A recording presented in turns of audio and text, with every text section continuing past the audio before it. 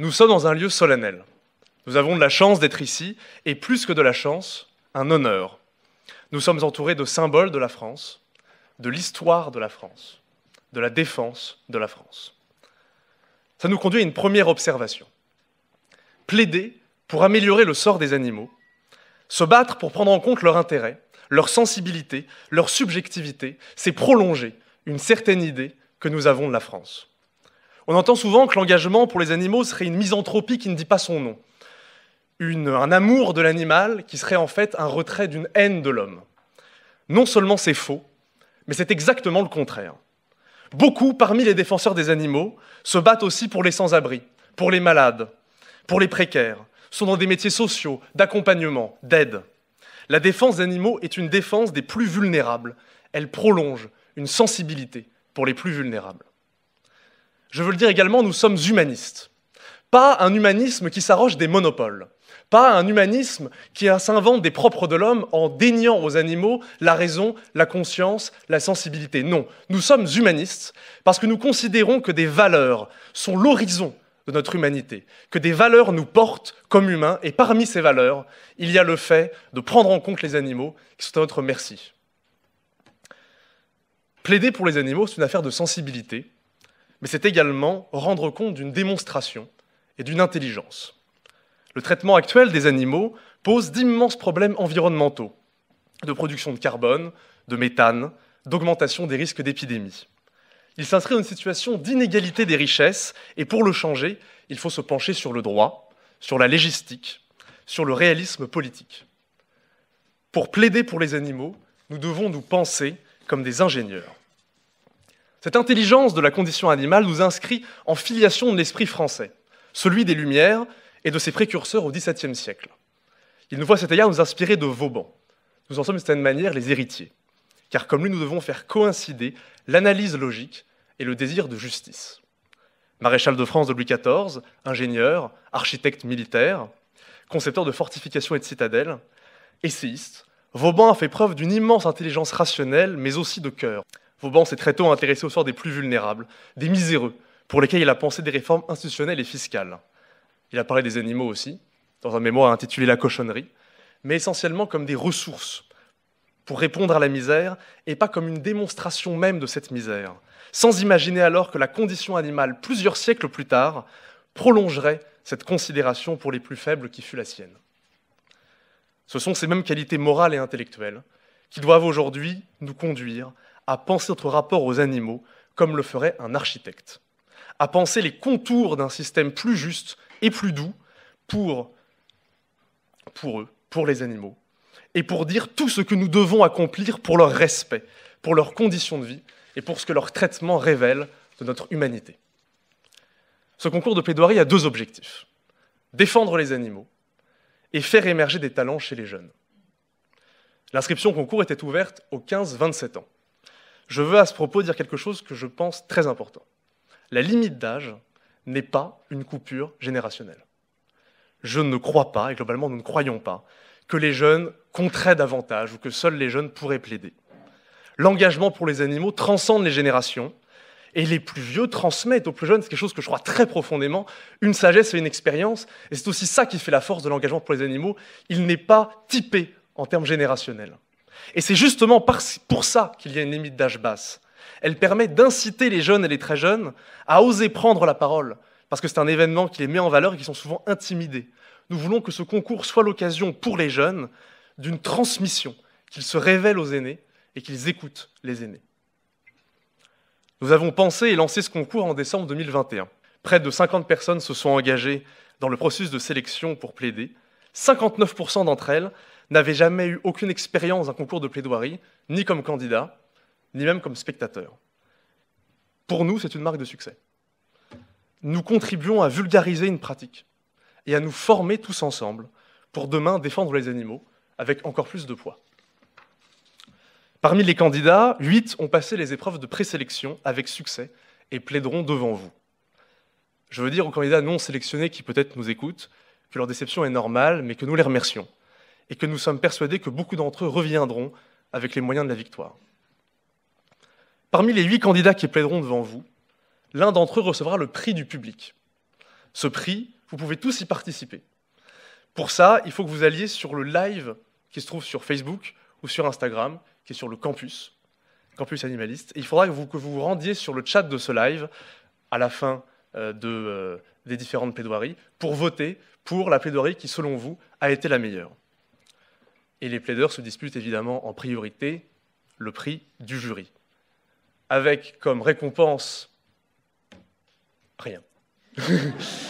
Nous sommes la gloire. La récompense, elle se situe justement dans l'acte de plaider, et aussi à partir des personnes devant lesquelles il plaide, devant les intervenants et les membres du jury. Donc, chers candidats, vous plaiderez d'abord devant 2 intervenants qui interviendront au cours de la soirée. Madame Sandra Krief, élue de la municipalité de Grenoble, elle a réussi avec une détermination saisissante à multiplier les réformes dans sa ville pour concrètement améliorer le sort des animaux domestiques et sauvages, en agissant sur l'alimentation, sur les contrats publics, sur l'aménagement du territoire. Elle aura l'occasion de vous en parler en 3e partie de soirée, mais son travail démontre qu'au-delà des mots des plaidoiries, une action concrète et locale pour les animaux est possible et féconde. Et M. Dimitri Houron sera également intervenant. Député depuis 2017, il a activement participé au cours de son travail parlementaire à faire avancer le droit pour protéger les animaux, en participant par exemple à la récente loi d'Ombreval. Son travail dans une mission d'information relative aux conditions de fouille en détention illustre aussi le point par lequel j'avais commencé. Les défenseurs des animaux sont aussi des défenseurs des hommes, des vulnérables, de ceux qui ont besoin de représentation. Chères candidates et chers candidats, votre récompense se trouve évidemment également aussi dans les personnalités du jury devant lequel vous allez plaider. Alors pour le moment, Hélène Touy n'est pas encore là, elle recevra peut-être un éloge sans elle, mais elle le recevra quand même. Parmi ces membres du jury, Madame Valentine Labourdette, étudiante en droit de l'environnement, coprésidente et cofondatrice du campus. Elle est actuellement entourée de gens bien plus connus et bien plus vieux qu'elle. C'est même étrange de l'appeler Madame, mais elle s'y habituera, j'en suis sûr. Monsieur Pierre Rigaud, naturaliste, auteur de documentaires et de livres sur la vie sauvage des animaux. Il a sans cesse témoigné d'un courage exemplaire, en dévoilant les pires pratiques que les animaux sauvages subissent. Vous avez eu, monsieur Rigaud, les compétences pour comprendre les animaux et les faire connaître, et l'abnégation de celui qui ne cède pas sur la vérité. Ne pas céder sur la vérité, en particulier la vérité des images, c'est aussi la vertu de Madame Brigitte Gauthier. Depuis le début du millénaire, vous dévoilez et dénoncez les horreurs infligées aux animaux dits de rente. Vous avez su faire bouger la norme, persuader, convaincre, en suivant les préceptes de l'altruisme efficace. Depuis les années 2010, grâce à vos enquêtes, plus personne ne peut ignorer les ignominies faites aux animaux. Je tiens à ajouter quelque chose. Il y a chez vous un contraste qui éblouit. Celui qui sépare ce que vous faites pour les animaux, qui est immense, et votre tendance à vous mettre en avant, qui est minuscule. Ne soyez pas étonnés, chers candidats, si Madame Gauthier est un des membres du jury les plus discrets, mais c'est avec une bienveillance consciencieuse et savante qu'elle vous écoutera plaider. Plaider, Madame Hélène Touy, c'est son métier. Elle est une avocate brillante, précise, multispécialiste, et ses prises de parole pour défendre les hommes et les animaux rendent toujours fiers ceux qu'elle représente. Mais on aurait tort de la circonscrire à ce qu'elle dévoile à la lumière. La première fois que j'ai vu Madame Hélène Touy, c'était aussi dans une cérémonie, celle de la remise du diplôme universitaire de droit animalier. Et j'ai été frappé d'une chose. Après un discours qu'elle a prononcé, qui était un discours vivant et de large portée, après le cérémonial, je l'ai trouvé réservé. Il y a chez elle, je crois paradoxalement, une force introvertie qui se développe, justement. On peut l'applaudir, elle est en train de venir.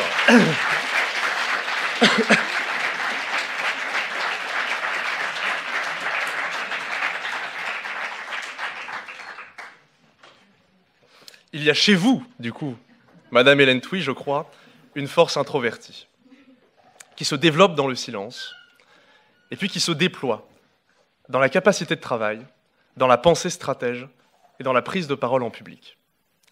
Une légende s'est créée sur vous, peut-être depuis la naissance d'un groupe sur Internet, Fan Club d'Hélène Touy. C'est que personne ne vous aurait jamais vu dormir, tellement vous êtes actifs sur tous les fronts. Chères candidates et chers candidats, si vous voyez votre jurée sommeiller les deux yeux fermés pendant que vous êtes en train de plaider, sachez qu'elle vous écoute quand même.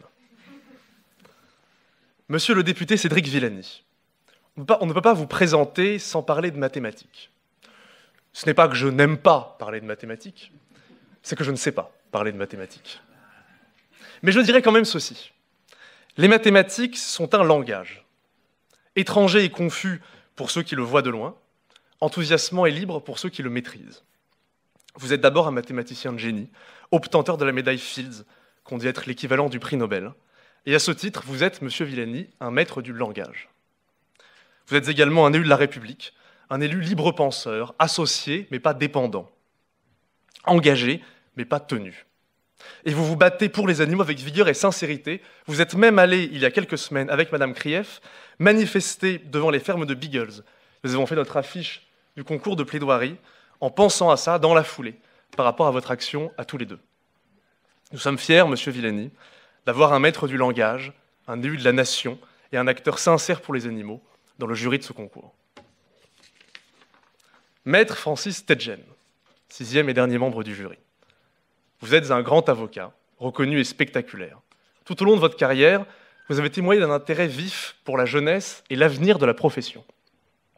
Vous avez présidé l'Union des jeunes avocats au début des années 90. Vous avez participé fortement à la formation des jeunes avocats.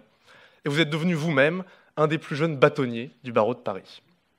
Chez vous, la jeunesse n'est pas une excuse pour échapper à l'excellence. Cher maître Tedjen, soyez sévère avec tous ces jeunes qui passeront devant vous.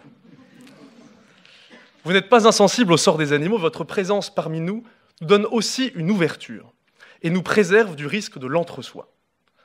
Le fond des discours ne vous aveuglera pas sur la forme.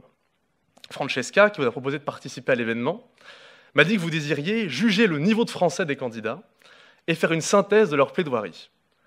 Je crois que nos chers plaideurs sont déjà en train de vérifier qu'aucune erreur de syntaxe ne traîne dans leur profession de foi. C'est un honneur et un plaisir pour nous de vous avoir dans le jury de ce concours. La soirée se déroulera de la façon suivante.